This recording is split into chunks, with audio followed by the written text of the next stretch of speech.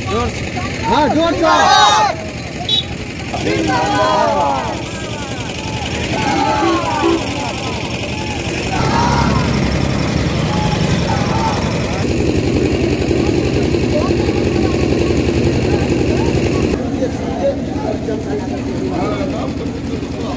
कांग्रेस के महासमिति महाधिवेशन क्षेत्रीय सभापति क्षेत्रीय कार्य समिति हर्षोल्लास भेल जे हमरा सबके वरिष्ठ नेता हमरा तिलाठी कोइलानी गाँव पर हमरा सब टीवी में सुनै छियै जे एखन हमरा सबके केपी शर्मा ओली जे मतलब संसद के विघटन कए देलकै ओहि संदर्भ में नेपाल में संविधान के यदि रक्षा नहीं हेतै तो हमरा सबके ताहि दुआरे हमरा सब ई कहबै प्रमुख नेता के जेकि जे संपूर्ण संविधान करी संपूर्ण हम सब तैयार छी एतेक समय के अभाव छै ताहि द्वारे नहीं किछु कह सकब ताहि दुआरे एतेक हम अपन मंतव्य अंत कर छी। धन्यवाद। जय नेपाल।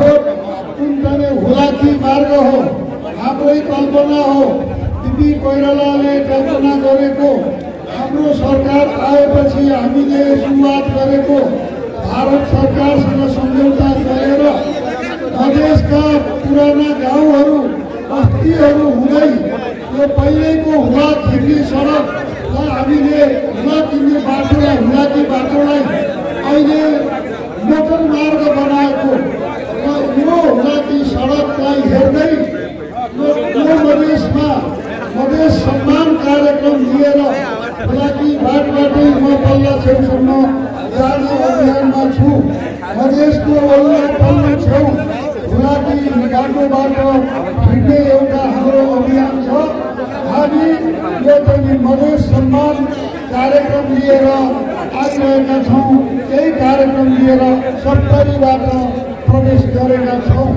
सुरुवात आजबाट भएको छ। यही तिलाठी कोइलानीबाट भएको छ। यही हनुमान नगरबाट भएको छ। यही चाहिँ आज यो संस्थाको यो क्रान्तिको इतिहास बोकेको क्रान्तिकारी नेताहरूको ठाउँबाट यो अभियानको सुरुवात हामीले गरेका छौँ।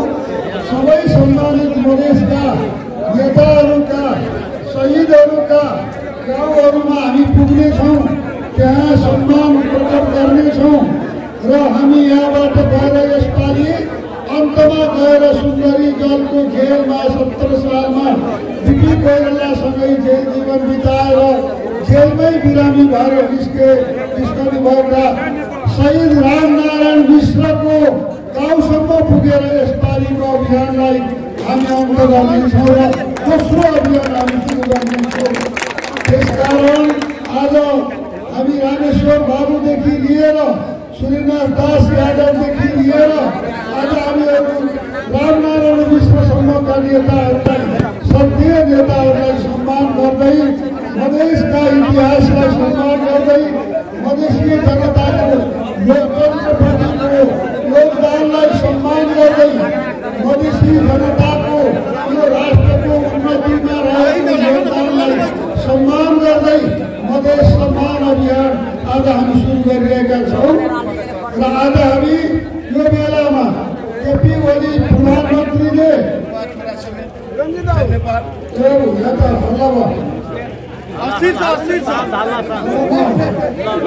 म रोकिएर बोल्छु तपाईँको हल्ला एकछिन बनाइदिनुहोस् मलाई पुग्छ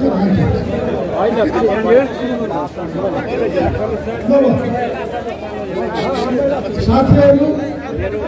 यो अहिलेको यतिखेरको अवस्था अत्यन्त सङ्कटपूर्ण अवस्था छ नेपालमा।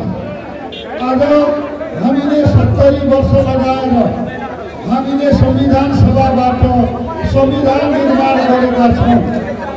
यो संविधानले गोलमाल भएका कुरा अहिले एकछिन नगर्नु न बोलाउनु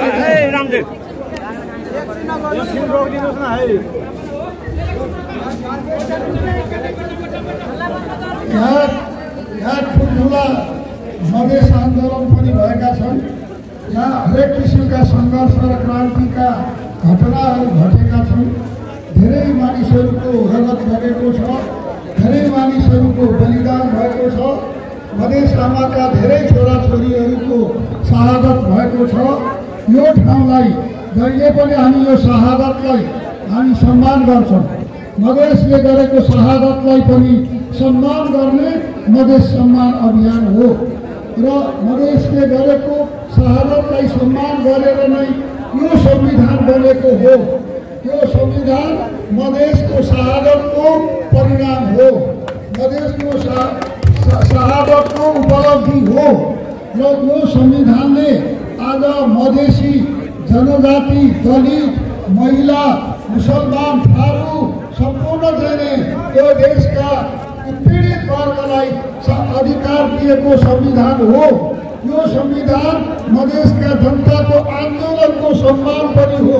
त्यसकारण यो संविधानलाई केपी ओलीले अपमान गरेको छ। हामी त्यो संविधानलाई सम्मान गर्न चाहन्छौँ र यसलाई बचाउन चाहन्छौँ, यसको सुरक्षा गर्न चाहन्छौँ। यो परिवर्तन जो आएको छ, यत्रो समावेशी व्यवस्था जो आएको छ, हामी यसको रक्षा गर्न चाहन्छौँ। नेपाली काङ्ग्रेस नेपालमा लोकतन्त्रमाथि हुने कुनै पनि प्रहारलाई सहन सक्दैन र नेपाली काङ्ग्रेस मधेस र लोकतन्त्र एक अर्काका पूरक हुन्। त्यसकारण हामी मधेसको लागि सुरुदेखि आजसम्म जहिले पनि हामी मधेसको पक्षमा छौँ। नेपालमा लोकतन्त्रको आन्दोलन नेपाली काङ्ग्रेसले प्रजातान्त्रिक आन्दोलन गर्दा यही मधेसको भूमिबाट सुरु गरेको छ। त्यसकारण यसलाई हामी सफल पारेर छोड्छौँ। यो पनि असफल हुन दिँदैनौँ। लोकतन्त्र असफल हुँदा यो राष्ट्र असफल हुन्छ, हामी सबै असफल हुन्छौँ। हामी सबै असफल हुन चाहँदैनौँ। त्यसो भएको हुनाले यो अभियान मधेस सम्मानको अभियानले यो राष्ट्रको सम्मान, यो संविधानको सम्मान, यो लोकतन्त्रको सम्मान र यो शहादतको सम्मान र यो बलिदानको सम्मान हो। यही कुरा भनेर अब हामी अगाडि धेरै टाढा जानु छ। धेरै कार्यक्रमहरू छन्। अहिले लामो कुरा बोल्ने अवसर मिलेन, फेरि पछि म आउनेछु, विस्तारमा आफ्ना कुरा राखौँला। अहिले तपाईँहरू सम्पूर्ण आज यहाँ उपस्थित हुनुभएका दाजुभाइ दिदीबहिनीहरूलाई सम्मान गर्छु। पार्टी प्रवेश गर्नुभएका साथीहरूलाई स्वागत गर्छु र तपाईँहरूलाई सम्मान गर्छु। यति भनेर म आफ्नो भनाइलाई अब अन्त गर्न चाहन्छु। जय नेपाल। म एकपटक नेपाली काङ्ग्रेस भन्छु, तपाईँहरूले जिन्दाबाद भनिदिनु होला। नेपाली काङ्ग्रेस, नेपाली काङ्ग्रेस, नेपाली काङ्ग्रेस। म जय नेपाल भन्छु, तपाईँहरू जय नेपाल भन्नु होला। जय नेपाल, जय नेपाल, जय नेपाल। मधेस, पहाड, तराई, जय नेपाल।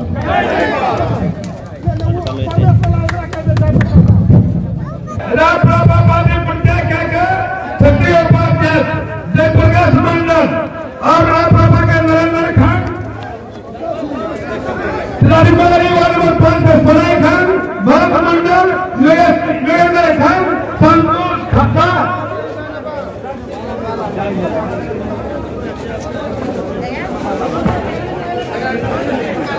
साथी सब अनुरोध करे थी, जितने भी साथी सब सबके लिए नाश्ता का प्रबंध किया गया है। कम से कम नाश्ता क्या गया अब कार्यक्रम गांधी मंदिर महा पार्टी और कार्यक्रम के सभापति प्रोफेसर जी का उन कार्यक्रम का हम लाला जी का अनुरोध करेंगे। आई कार्यक्रम का धन्यवाद ज्ञापन करते हामी